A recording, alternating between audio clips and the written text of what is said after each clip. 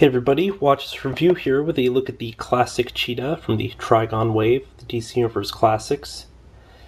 You'll notice that there's a special design on the packaging here in the inner blister. I guess it's supposed to represent claw marks or something. We'll have a closer look once I open it up. You'll notice that the collector button is once again the classic Cheetah. They didn't bother doing a modern one for the variant. Now this Cheetah, unlike the modern one, had no powers. She was just a nutty rich girl who decided to dress herself up in a rug and go around and hench superheroes, so, you know, rich people do happen to get bored. She comes with the right leg of Trigon, as does the variant. So let's get this open. By the way, this is what I meant by the embossing or whatever. You'll notice that there are these indentations here. And I'm still not sure what they are. They might be claw marks, they might be something else. Who knows?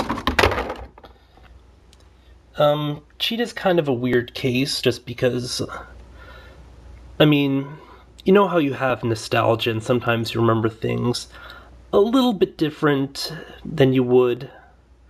And sometimes you remember a little bit better, sometimes a little bit worse, and then you have like a generic fondness. Well, there's also another kind of nostalgia I like to call amnestalgia, in which you don't recall the fact that you absolutely hated a character back when you actually knew them, but then looking back you have fond memories for who the hell knows why.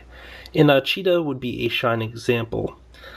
I didn't really follow the Challenge of the Super Friends and the subsequents too closely, but when I did, I absolutely did not like this character. However, years later, you know, I figured she'd be great for my Legion of Doom lineup, and, you know, I do remember her a bit more fondly, despite the fact I didn't like her at all, but yeah. This is basically the same body mold as the modern version. The only real difference that I can tell is the heads, and then at the feet, where they have boots for the classic, natural looking feet for the modern. Even the tails, no wait.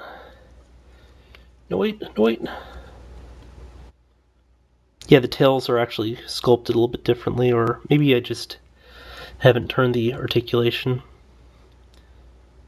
It looks like the tail's a little bit thicker here, and there's like some sort of additional texturing on this. But this one also has texturing. So yeah, not 100% sure if there is a real difference between the two of them other than the head sculpts here and this little wrist bracelet thingy. Also, I really need to stop leaning in too much to the camera here, because you can actually hear me breathing on this damn video, and that's kind of annoying. Although this damn light also gives off a ton of heat. It's annoying. I need to get like the smaller tensor units, but it's neither here nor there. Now, if you just get one figure for this wave, I'd probably go with the modern one. By the way, they'll eventually do a unclothed modern like they originally showed in the promos, but... So yeah, I mean, if you're more a fan of the unclothed version, you might want to just wait for that and just get this version for the Collect and Connect piece. But in terms of articulation, it's going to be pretty much exactly the same, where you have a rotating wrist. Again, it's a softer rubber. Single joint elbow, rotating bicep, full shoulder joint. Head will rotate, should have better motion just because it doesn't have the hair blocking it, but yeah, it goes up a little bit, down a lot. Ab/diaphragm joint. Yep. Waist joint, leg kicks out. Rotating hip, or thigh.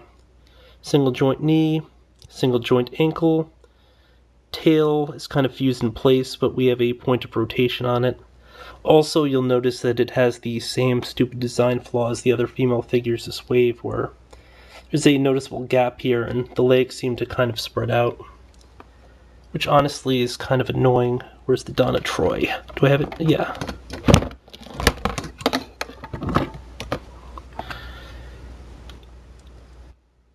So yeah, it's the same feet as the Donna Troy, it looks like.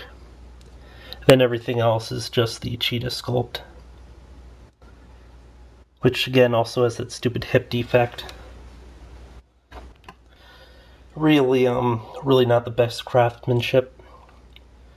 Now, the interesting thing here is that there seems to be a little bit of, paint differentiation where you have like multiple shades on the face here, and then around here, I guess partially to accentuate the bosom, but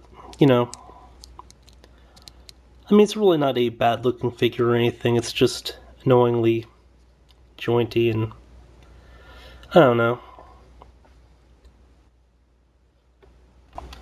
And for those of you keeping count at home who are trying to also construct their own Legion of Doom, I should point out that so far we've had the Lex Luthor in the kind of traditional colors that was released in the Gotham City 5-pack. We have Cheetah here. Captain Cold was previously released in I think it was the Atom Smasher wave.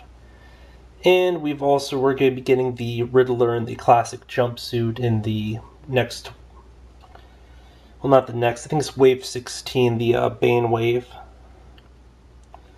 In addition to some of the older figures we have that sort of bulk it out, although we still don't have a Gorilla Grodd that so much really resembles the Gorilla Grodd as you have seen him on the show, because the other Gorilla Grodd doesn't really look a tremendous amount like it. Although I could just be not remembering it correctly. So yeah, I think this is a so-so figure, but if you're a fan, definitely worth a pickup. Until next time.